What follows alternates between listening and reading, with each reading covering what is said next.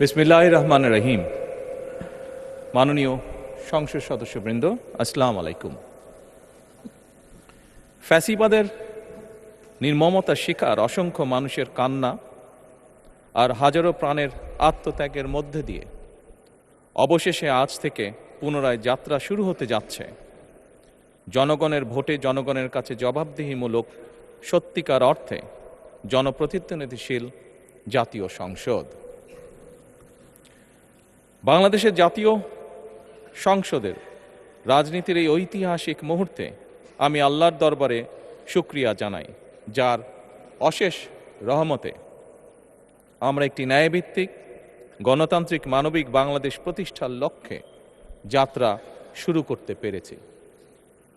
1971 সালের স্বাধীনতা যুদ্ধের থেকে শুরু করে 2024 সালের দেশ এবং জনগণের স্বাধীনতা রক্ষার যুদ্ধ সহ এই পর্যন্ত দেশে গণতন্ত্র এবং মানুষের অধিকার প্রতিষ্ঠার সংগ্রামে যারা শহীদ হয়েছেন, ত্রয়োদশ জাতীয় সংসদ শুরুর এই যাত্রা লগ্নে আমি তাদেরকে কৃতজ্ঞতার সঙ্গে স্মরণ করছি।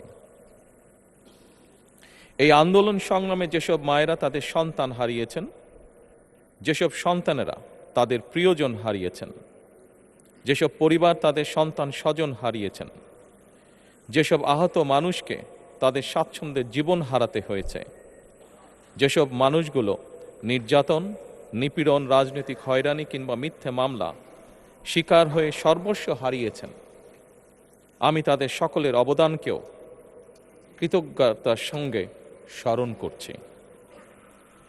দেশের ছাত্র জনতা, কৃষক, শ্রমিক, শিক্ষক, কবি, সাহিত্যিক, সাংবাদিক, চিকিৎসক, প্রকৌশলী, আইনজীবী, কামার কুমার, জেলে তাঁতি, গাড়ি চালক, ব্যবসায়ী এবং সরকারি বেসরকারি চাকরিজীবী, গৃহিণী, সারা দেশে গণতান্ত্রিক রাজনৈতিক দলের নেতাকর্মী, সমর্থক তথা সর্বস্তরের সকল শ্রেণী পেশার মানুষ যাদেরকে গুম, খুন, হত্যা, নির্যাতন, নিপীড়ন, মিথ্যা হামলা মামলা কিংবা জীবন্ত মানুষের কবরস্থান তুল্য বর্বর বন্দিশালা, আয়নাঘর, কোনো কিছু দিয়েই যাদের গণতান্ত্রিক আকাঙ্ক্ষাকে রুখে দেওয়া যায়নি,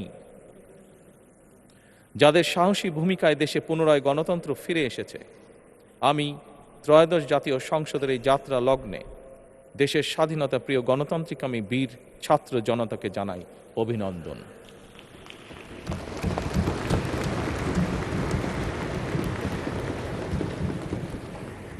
সম্মানিত সংসদ সদস্যবৃন্দ, দেশনেত্রী মরহুমা বেগম খালেদা জিয়া জনগণের অধিকার প্রতিষ্ঠায় দেশে সংসদীয় গণতন্ত্র প্রতিষ্ঠা করেছিলেন, সংসদীয় গণতন্ত্রকে প্রাতিষ্ঠানিক রূপ দিয়েছিলেন। সেই গণতন্ত্রকে প্রহসনের রূপ দিয়ে জাতীয় সংসদকে হাস্যরসের খোরাকে পরিণত করা হয়েছিল। দেশে তাবিদারি শাসন শোষণ কায়েম করা হয়েছিল। দেশে সংসদীয় গণতন্ত্র এবং জনগণের অধিকার পুনঃপ্রতিষ্ঠা করার জন্য দেশনেত্রী বেগম খালেদা জিয়া জীবনের শেষ দিন পর্যন্ত লড়াই করেছেন। জীবনে কখনোই স্বৈরাচার কিংবা ফ্যাসিবাদের সঙ্গে আপোষ করেননি। দেশে আজ থেকে আবারও সেই কাঙ্ক্ষিত সংসদীয় গণতন্ত্রের যাত্রা শুরু হলো, আলহামদুলিল্লাহ।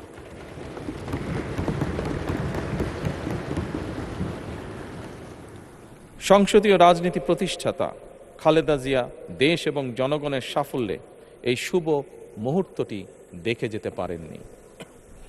আজ তাই এই জাতীয় সংসদে দাঁড়িয়ে আমরা দেশ এবং জনগণের স্বার্থে আপসীর নেতৃত্ব, ব্যক্তিত্ব, স্মরণীয়, বরণীয়, অনুকরণীয় রাজনীতিবিদ মরহুমা খালেদা জিয়াকে গভীর শ্রদ্ধার সঙ্গে স্মরণ করছি।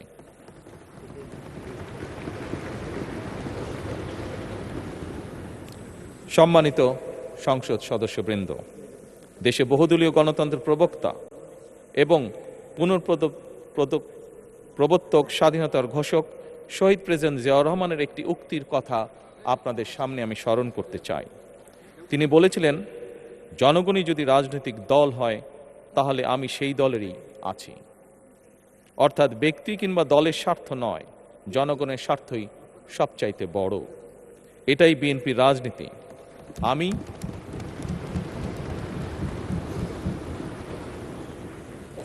আমি প্রথমবারের মতন বাংলাদেশ জাতীয়তাবাদী দল বিএনপি থেকে জাতীয় সংসদ সদস্য নির্বাচিত হয়েছি।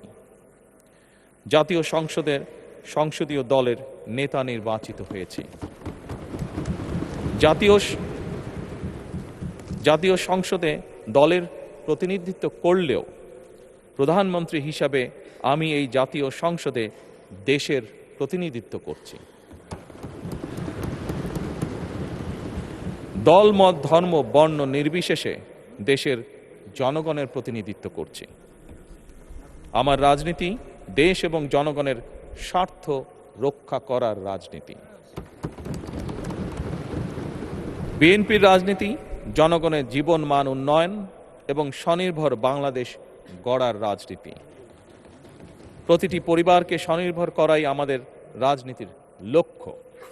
প্রতিটি পরিবারকে স্বনির্ভর করার মাধ্যমেই বিএনপি একটি স্বনির্ভর, সমৃদ্ধ, নিরাপদ, গণতান্ত্রিক বাংলাদেশ প্রতিষ্ঠা করতে চায়। এই লক্ষ্য অর্জনে আমি জনগণের সমর্থন এবং সহযোগিতা চাইছি। এই মহান জাতীয় সংসদে সকল দলের নির্বাচিত প্রতিজন সংসদ সদস্যের সমর্থন এবং সহযোগিতা আশা করছি।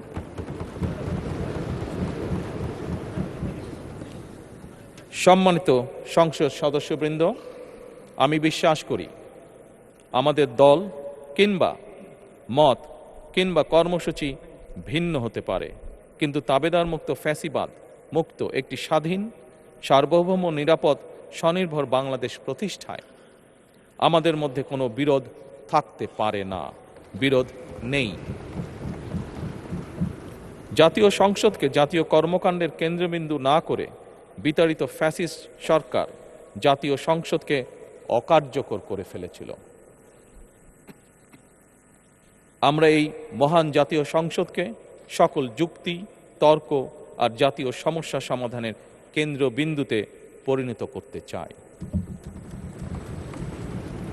সম্মানিত সদস্যবৃন্দ, নতুন সংসদ যাত্রা শুরু করার সময় সংসদের সাবেক স্পিকার কিংবা ডেপুটি স্পিকার উপস্থিত থাকার কথা ছিল, কিন্তু পতিত, পরাজিত, বিতাড়িত ফ্যাসিস্ট সরকারের জনবিরোধী এবং গণবিরোধী কর্মকাণ্ডের ফলে যে জনরোষ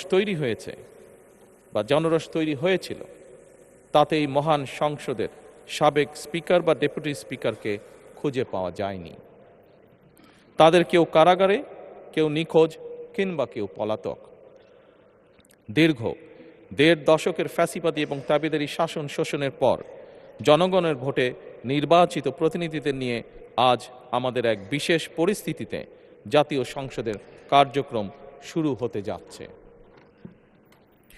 এমন পরিস্থিতিতে আমরা সংবিধান এবং সংসদের কার্যপ্রণালী বিধির বিধান অনুসরণ পূর্বক ত্রয়োদশ জাতীয় সংসদে সভাপতিত্ব করার জন্য আজ আমি প্রবীণ রাজনীতিবিদ এবং 5 বারের মতন নির্বাচিত জাতীয় সংসদ সদস্য জনাব ডক্টর খন্দকার মোশাররফ হোসেনের নাম প্রস্তাব করছি।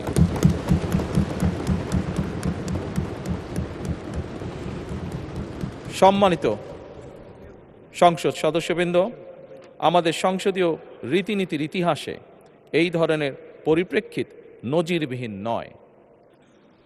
1973 সালে তৎকালীন প্রধানমন্ত্রী মরহুম শেখ মুজিবুর রহমান ওই সংসদের সদস্য মাওলানা আব্দুর রশিদ তর্কবাদিসের নাম প্রস্তাব করেছিলেন এবং তার সভাপতিত্বে বাংলাদেশের প্রথম সংসদের প্রথম অধিবেশন শুরু হয়েছিল। আমি জাতীয় সংসদের সকল সম্মানিত সদস্যকে স্বাগত এবং ধন্যবাদ জানাই। আল্লাহ হাফেজ। বাংলাদেশ জিন্দাবাদ। ভয় পাস না, এটা কসমিক ডোর। শব্দের আরেক নাম কসমিক ডোর। এর ওয়াল থিকনেস ও রিপ থিকনেস বেশি থাকায় এটাকে 50 বছরেরও বেশি। কসমিক ডোর, নিশ্চিন্তে 50 বছর।